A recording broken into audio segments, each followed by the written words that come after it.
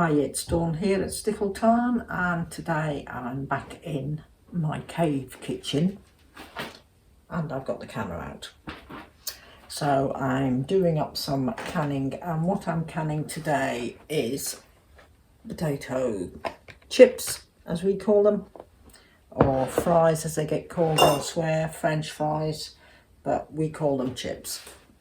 And I'm doing them as a raw can. Now, because I'm excuse me, sorry about that interruption. Now, yeah, as I was saying, because I'm following a keto low carb plan at the moment, I'm doing myself up some chips, but I'm doing, it's a mixture of Swede and celeriac, and again I'm going to dry can them. So the potato chips are for hubby, and the celeriac and Swede ones are for me. So everything is, I've got everything prepped. So let me just tilt you down. There we go. Everything is prepped and washed, and the potatoes, I've got as much starch out as possible. And like I say, these are all going to be dry canned. So my ones, I want to sort of try and get half and half. Oh, so, and I'm doing them in the 1 pint jars. So which means I should get, that's about a portion size. So that's what I'm doing. I'm doing 6 jars of each initially, and I'm going to get them in the pressure canner. They'll go in for 30 minutes, 35 minutes at a 10-pound pressure here. So I'm going to get that done, and then I'll come back to you once they're on the go and explain my thinking behind them. Right, I've got my jars filled, and it's worked out. Yeah, I've got 6 jars of each. So that's the potatoes, that's the celeriac and Swede. The potatoes, I've left the skin on. The skin is good for you, full of fibre, but also it means it'll be easier for me to identify when they come out of the canner. So I'm now just going to wipe around the jars and then get the lids on. Let me just move you over a bit.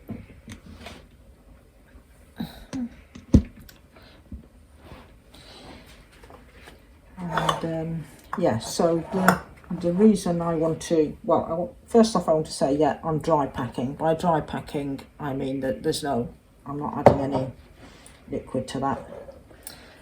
So it's called a dry pack, and they're going to be pressure canned for 35 minutes at a 10-pound pressure for my altitude here. You'd have to check what your own is, and I have to say this isn't one of the American approved methods, etc, etc, but there we go. It's down to you whether you want to do it or not. So I'm going to get these on. Now, my reasoning behind doing this is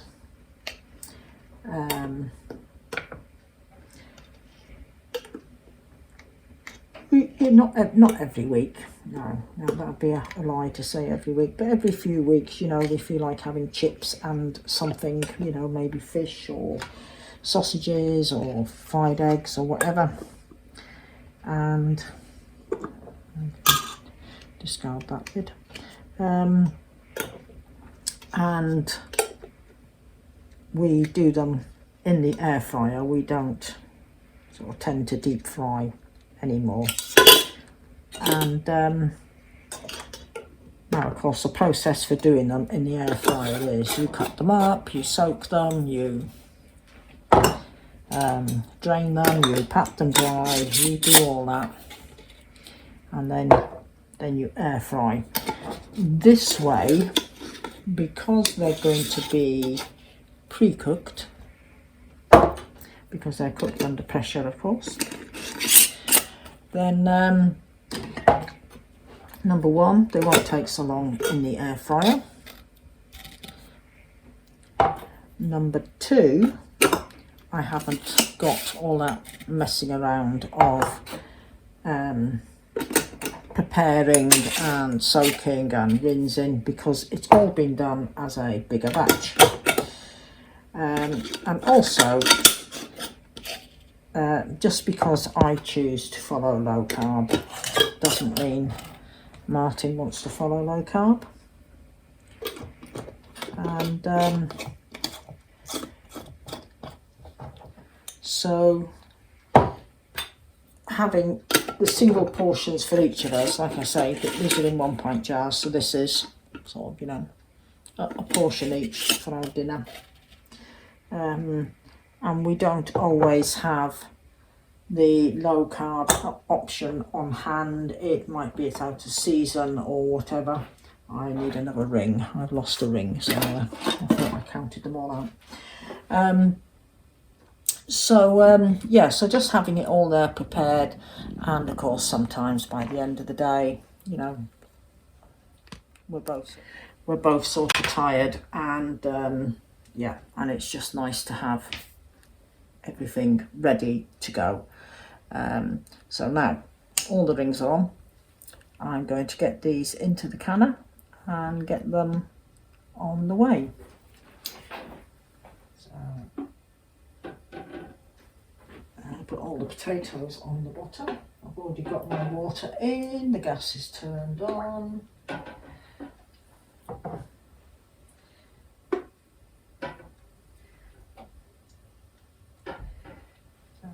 And it also means we have just got shelf stable food.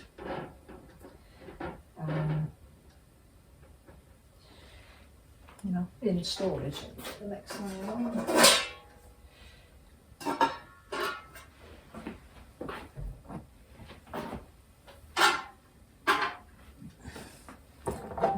And of course, I don't have to have them as chips. If I want, I can just mash them up with a bit of butter, salt and pepper, and that's it. Right, that's a delivery man tooting, so I'm just going to go out and see what. Right, let's try again. That's a delivery man sorted. You try and plan these things for like when I've got the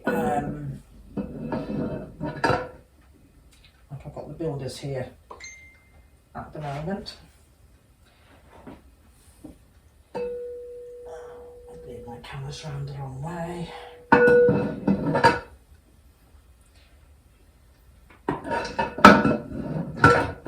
Oh, I can't find me little arrow. There it is.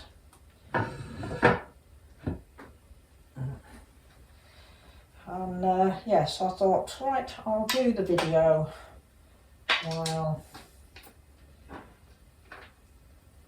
my workman is on his lunch. Here we go, I'm just fastening the lid down. Yes, I thought, yeah, well, he's having his lunch, so there'll be no background noise, drilling, banging, etc. And of course I then get somebody come to the back door, I get somebody come to the front door. Never mind, can't be helped. So they're now in the canner. I want that to start venting. Once that starts venting, I'll let it vent for 10 minutes. And then after the 10 minutes, I can pop the weight on and set the timer. Once it's reached pressure, set the timer, 35 minutes, and that should be them done. So we'll come back when they're ready. You don't want to be sitting there for 35 minutes watching that. Right, the pressure canner's finished. You'll have to excuse the background noise. There's nothing I can do about it, but the pressure can is finished, the pressure has dropped. I've taken the lid off. Just going to start lifting the jars out. Oops.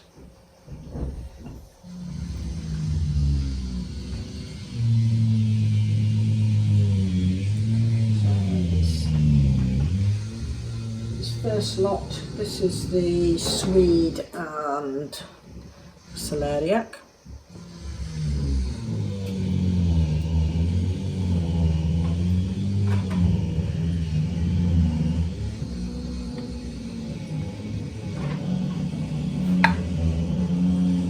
Here the lid's starting to pop already. That's good.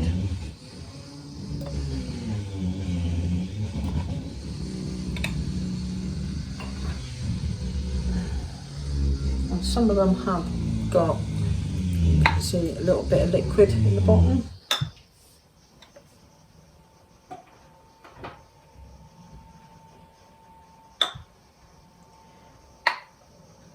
Can you hear that? Can you hear the lids popping? Oh.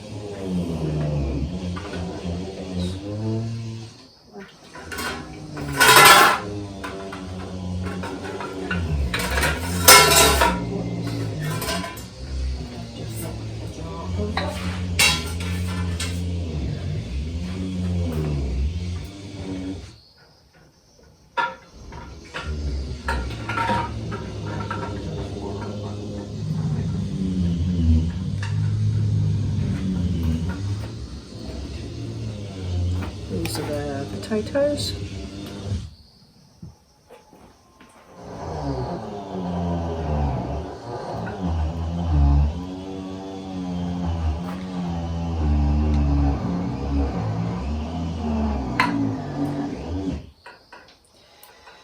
The builder did say this morning he'd been drilling into my walls. I'm just getting ready to put the slate tiles on.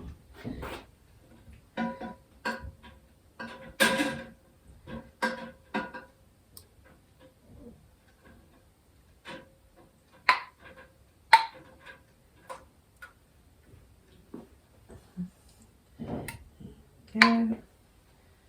Let's try and pick this one up that I dropped. Not that I dropped, but I knocked it over.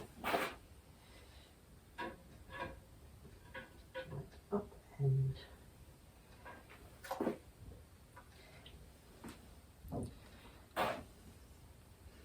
there we go. So let me move you around. Oops. So they're all starting to pop and seal. So these are the potatoes, this is the Swede and Celeriac, and I believe in the USA they call Celeriac celery root. It's a big ugly looking ball, but it is low carb. So I shall look forward to trying some of those fried up in the air fryer. And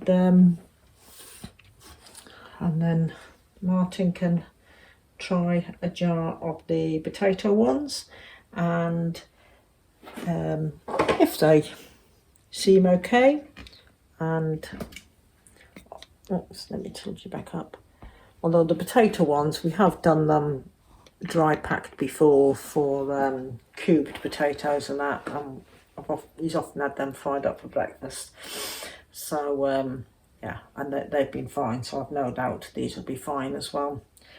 But yeah, we shall have a try of them, and if they're good, then I shall get some more done and get them on the shelf to see us through winter.